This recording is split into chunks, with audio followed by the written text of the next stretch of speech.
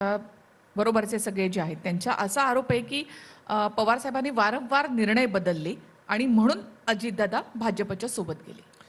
मला असं काही वाटत नाही की पवारसाहेबांनी निर्णय बदलले. पवारसाहेब हे आमच्या पक्षाचे नेते होते आणि पक्षाची स्ट्रॅटेजी करण्यासाठी जे अधिकार आम्ही त्यांना दिलेले, त्याप्रमाणे पक्ष महाराष्ट्रात रिलेव्हंट ठेवणं वॉज मोस्ट डिफिकल्ट वर्क. कारण 40च आमदार तुमच्याकडे होते.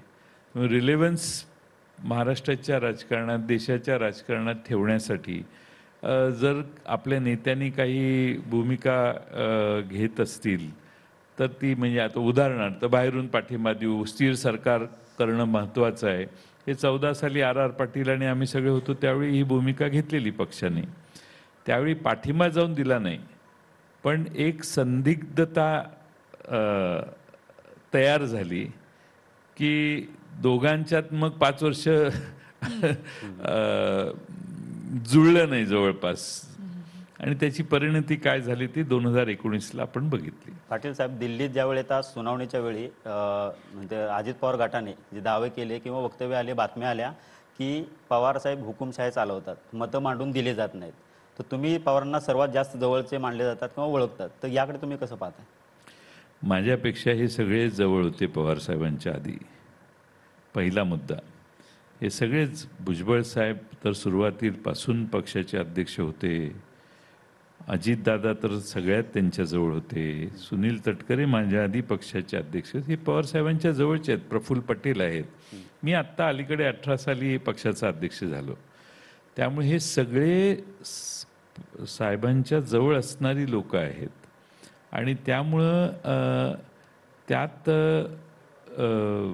एकत्रितपणाने सगळे जवळ होते. आता त्यानंतर त्यांची भूमिका पवारसाहेबांनी जी घेतली नेहमीच, ती भूमिका मी मगाशी सांगितलं तसं पक्ष रिलेव्हंट राहण्यासाठीच घेतलेली होती असं मला वाटतं. पण तुम्ही म्हणाला तुम्ही 2018 पासून पवारांच्या जवळ गेला. नाही, पवारांच्या जवळ सगळेच होते, पण अधिक जवळ हा शब्द अधिकला बरोबर. मी कधीपासून अधिक ते मी तुम्हाला सांगितलं. मला तोच प्रश्न पडतोय, म्हणजे सगळ्यांनाच प्रश्न आहे की अधिक जवळ असलेले हे जे लोक होते हे पवारांना सोडून गेले कसे? तेच सांगतोय मी तुम्हाला मगासपासून की काही अडचणी त्यांच्या होत्या, ज्या अडचणी तुम्हालाही माहिती आहेत, महाराष्ट्राला माहिती आहेत. त्या अडचणी त्यांनी मांडल्या. त्यावेळी नेहमी पवारसाहेबांनी ही भूमिका घेतली की भारतीय जनता पक्षाकडे मला जाता येणार नाही. म्हणजे ईडी सीबीआयच्या भीतीने त्या त्यांनी त्यांना साहेबांना जाऊन ज्या व्यक्तिगत सांगितल्या असतील अडचणी, त्या मला माहीत नाही की कोणत्या अडचणी ते मांडत होते पवार साहेबांच्याकडे. याला जोडून प्रश्न विचारतो. देशातल्या म्हणजे प्रथम ह्याने मोदींनी जो जाहीर सभेत आरोप केला की राष्ट्रवादी 70,000 कोटींचा घोटाळा केला आहे, बरोबर, तो सिद्ध नाही झाला. नंतर अजित पवार तिकडे गेले. ते नैतिक जबाबदारी कोणाची आहे की ते आरोप सिद्ध करायचे, नाही करायचे, किंवा आरोप खोटे आहेत? तुम्ही त्याकडे कसं पाहता? ते ज्यांनी आरोप केलेले आहेत त्यांचीच ती जबाबदारी आहे ना. जबाबदारी ज्यांनी आरोप केले त्यांचीच आहे ती. मग घोटाळा झाला? तेच मी तुम्हाला, मंत्री पण तुमचा पहिला प्रश्न जो आहे की कुणाची जबाबदारी आहे, तर त्यांची जबाबदारी आहे. मग हा प्रश्न त्यांना तुम्ही विचारला पाहिजे. तुम्ही हा मुद्दा मांडणार का नाही आता प्रचारात? कशात? प्रचारामध्ये आता लोकसभेचा जो प्रचार सुरू होईल तर हा मुद्दा तुम्ही मांडणार का नाही? नाही, अजून प्रचार सुरू झालेला नाही ना. झाल्यावर बघू ना. अजून त्याच्याबद्दल आधीच महासंग्राम इतक्या लवकर सुरू करायची गरज नाही. सुरू झाल्यावर बघू काय होतं. येईल मुद्दा वाटतंय? काय सांगता येत नाही. परिस्थिती जशी असेल, प्रत्येक मतदारसंघात वेगळे विषय महत्त्वाचे असतात. सगळ्याच मतदारसंघात सगळे विषय महत्त्वाचे नसतात. हा देशात गाजलेला मुद्दा आहे ना, महाराष्ट्रात गाजला. म्हणून माझी आपणाला विनंती आहे की ज्यांनी आरोप केला ते ज्यावेळी इथे येऊन बसतील त्यावेळी त्यांना हा प्रश्न तुम्ही दोघांनी विचारावा, असं माझी आग्रहाने विनंती आहे. की ते सिद्ध झालं का, करणार का? एवढा मोठा आरोप अगदी वरच्या देशात त्यांच्यावर तर आज कोणीच नाही.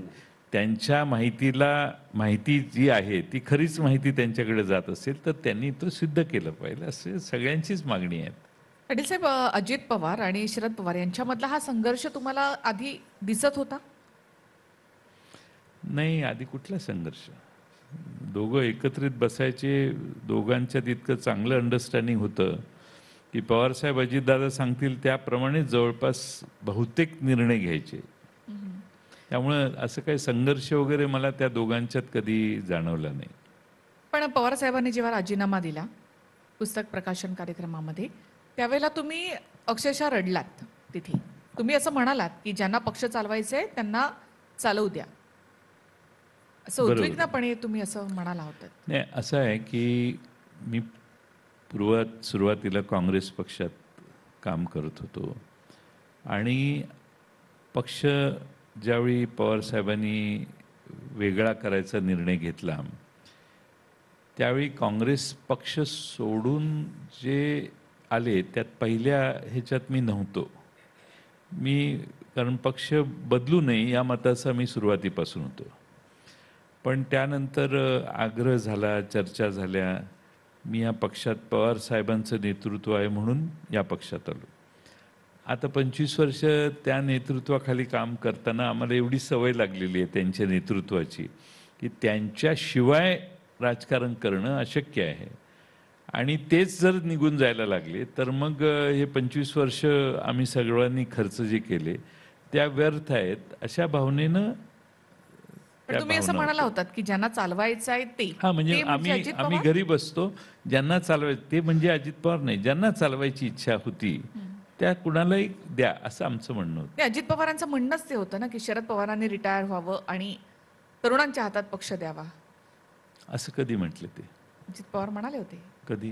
ते आता राजीनाम्याच्या नंतर दिवशी म्हणाले म्हणतात. होते. राजीनाम्याच्या दिवशी म्हणाले होते. नाही, राजीनाम्याच्या दिवशी राजीनामा झाल्यानंतर त्या घटनेच्या बाबतीत ते असं म्हटले की साहेबांनी इच्छा व्यक्त केलेली आहे की सुप्रियाताईंना प्रमुख करा, त्यामुळे त्याप्रमाणे करा, अशी एवढीच त्यांची मर्यादित हे होते. ते काय मला वाटत नाही की ते असं म्हटले असतील.